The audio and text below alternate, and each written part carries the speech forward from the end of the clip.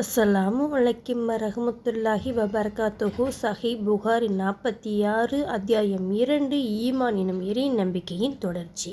நஜித் என்ற ஊரை சார்ந்த ஒருவர் தலை பரட்டையாக நபி ஸல்லல்லாஹு அலைஹி வஸல்லம் அவர்களிடம் வந்தார். அவரின் குரல் செவியில் ஒலித்தது.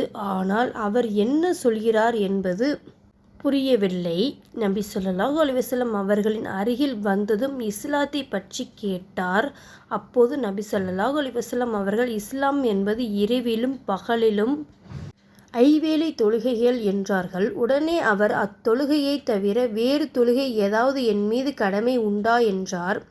அதற்கு அவர், நீ விரும்பி செய்தாலே ஒழிய வேறு இல்லை என்றார்கள். அடுத்து ரமலான் மாதம் நோன்பு நோற்பதாகும் என்றார்கள். இறைத்தூதர் ஸல்லல்லாஹு அலைஹி வஸல்லம் அவர்கள் கூறினார்கள்.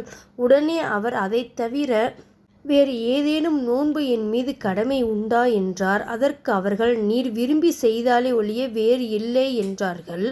அவரிடம் நபி ஸல்லல்லாஹு அலைஹி வஸல்லம் அவர்கள் ஸகாத் பற்றியும் கூறினார்கள். அதற்கு அவர், அதை தவிர வேறு தர்மங்கள் உண்டா அப்படின்னு கேட்டார்.